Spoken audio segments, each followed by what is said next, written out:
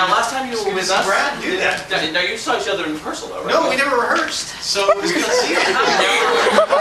We never rehearsed. So when were you hired? We would go upstairs into the dressing room and, like, you know, sort of do it with each other, looking at our book, but we never actually got to see each other do it. So Because usually you rehearse after you open, but it closed before they could even get to you. That's right. So you were with us last time when you were covering Little Women. Little Women, yes. Right. Yes. Yeah, right. Okay. And since then you did an Olive Garden commercial. I've done an Olive Garden commercial thanks to somebody. Yeah. And what else have you done? Yeah, what else did I do? I did The Stat, Right. which also closed in a short period of time. That was after Little Women. And I have 3 kids now. I think I had one when I was doing that, so I can. Now we all know what I've been doing. Ladies and gentlemen, Jim Stanton. Okay.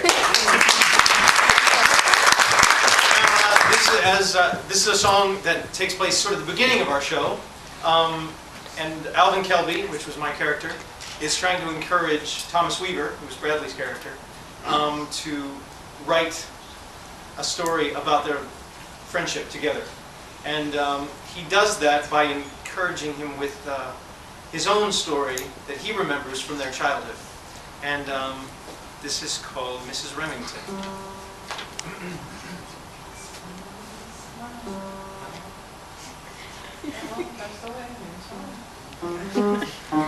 Thank you. The beginning. A story about Alvin Kelby.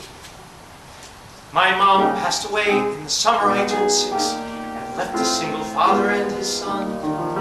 But Dad had the bookstore with a leaky roof to fix, so I was on my own, facing the unknown, the terrifying prospect of grade 1. But at the time, how was I to see a kind and gentle soul was waiting there for me? Mrs. Remington, our first grade teacher, made elementary school a better place. But her single most disturbing feature was the coarse black hair on her face. Maybe she was menopausal, lack of estrogen will cause a lot of odd conditions, some acute. The irony would never face her namesake of a famous razor, and to be so facially hirsute. But Mrs. Remington smiled, and she would brighten my day. Back then, a teacher hugged you to make you feel okay, though my face sort of stung from Mrs. Remington's beard.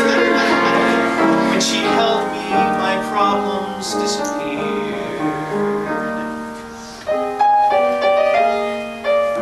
Mrs. Lynch was an ignoramus. Mr. Pollock was just plain mean. Mrs. Remington was nearly famous for her parties at Halloween.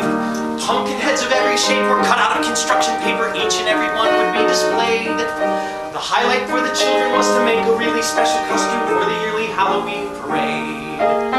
And Mrs. Remington smiled, and she was clearly content as she lovingly presided over this, the main event. So we nervously walk past her critical eyes, and we vie for Mrs. Remington's top prize.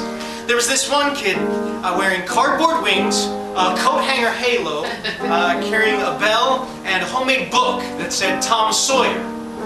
Nobody had a clue who he was supposed to be, except me. Oh, Mrs. Remington! Pamela Koshin thought he was the Statue of Liberty.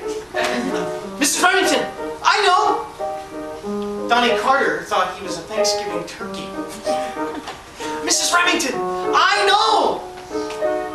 He's Clarence, the angel from It's a Wonderful Life.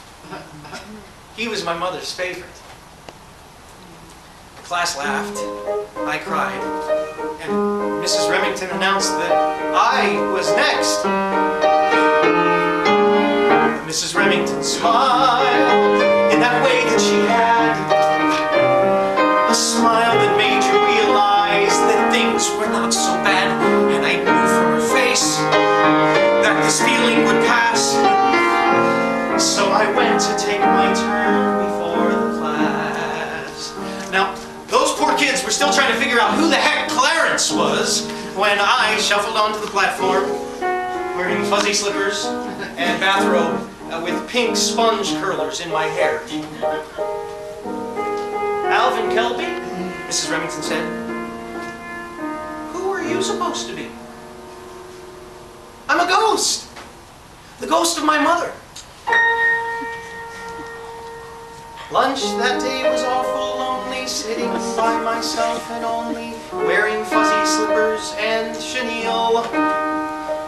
While all the kids were making fun, in came Mrs. Remington, with Clarence dragging slowly on her heel. "Clarence," she said, "I'd like you to meet Mrs. Kelby.